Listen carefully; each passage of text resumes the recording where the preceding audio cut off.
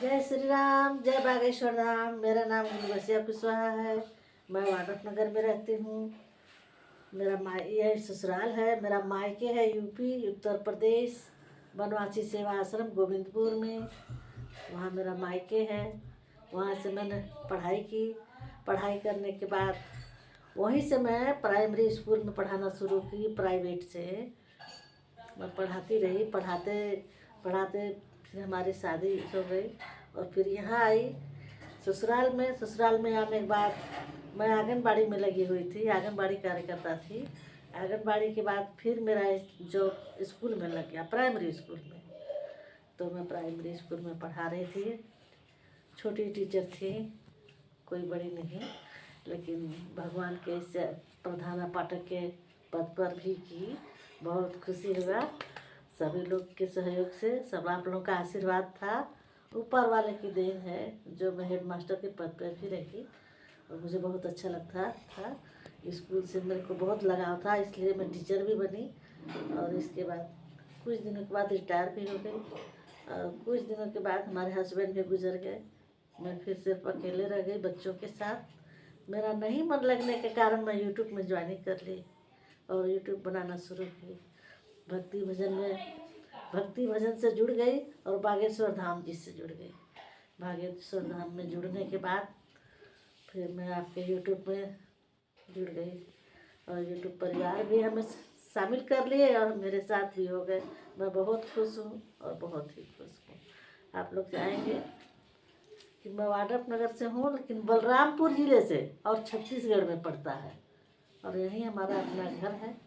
हाँ, इससे पहले हमारे सास ससुर क्या बोलते हैं सिमरौली, वहाँ पूरा पानी से भर गया जलाशय।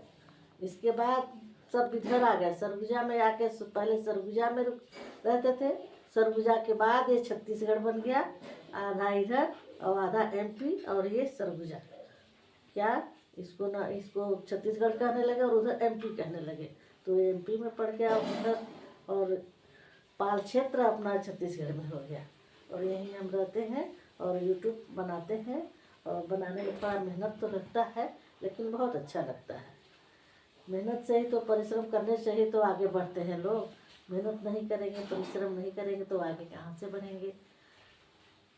और अगर आपको हर जगह से मिलना है तो आप मीठे वचन, मीठे मधुर वाणी से बात करेंगे, तभी आपके हर कोई बन सकते हैं। अगर आप कड़वे वचन बोलेंगे तो आपको कोई अपना नहीं समझेगा। जैसे वो बुक में कहा गया है ना, मधुर वचन है औषधि, कटुक वचन है तीर। आप लोग समझते होंगे कि मधुर वचन तो दवा के समान है और कटुक वचन एक तीर के समान है। इसलिए प्यारों, हर कोई मधुर वचन से ही बात करिएगा और मधुर मिलन से ही मिलते रहिएगा हर किसी से। चाहे वो छोटा हो, चाहे वो बड़ा हो, या धनी हो या अमीर हो, कितना भी गरीब हो, लेकिन आप उनसे प्रेम से ही मिलिएगा। आपको बहुत अच्छा लगेगा। अमीरों से भी प्रेम से मिलिएगा ताकि उनको लगे कि हमसे भी लोग अच्छे से मिल रहे हैं। आप गरीबों को गले लगा के चलिएगा तो आपको भगवान गले लगाएंगे, ये आप मान के चलिए। और बच्चों से आप जितना ही प्यार करेंगे उतना ही बड़े लोग आपको मान सम्मान देंगे और मिलेगा, सम्मान भी मिलेगा। बच्चे ही भगवान के रूप होते हैं और भगवान को अपना भगवान, बच्चों को अपने भगवान मान के चलिए, आपको आशीर्वाद बहुत मिलेगा। ज़्यादातर कन्याओं का आप कभी भी किसी के बात का उल्लंघन नहीं करिए, बड़े प्रेम से मिलिए। कन्याओं का आदर करना सीखिए, सम्मान करिए।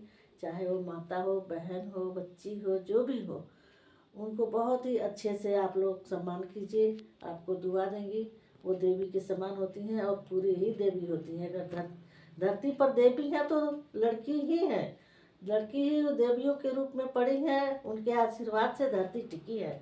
अगर लड़की ना होती, अगर माँ ना हो तो लड़की कहाँ से हो और बच्चे और आप कहाँ से आए हैं। माँ अपनी अपनी माँ होती है। माँ वही माँ है जो सबकी माँ है। वही लड़की है जो सबकी लड़की अपनी लड़की होती है। अब सब लोग समझिए कि किसी लड़की का भी आप अपमान करेंगे तो सोचिए कि वो हमारी लड़की का अपमान हो रहा है। इसलिए लड़कियों का अपमान कभी मत कीजिए, न कभी किसी का बुराई कीजिए। बुराई करने से कभी किसी का भला नहीं हो सकता है। आप लोग अच्छे से रहिए, मस्त रहिए और स्वस्थ रहिए, लेकिन सबको लेके चलिए। जय श्री राम, जय बागेश्वर धाम। जो पूछना हुआ आप पूछते रहिए, कमेंट करते रहिए।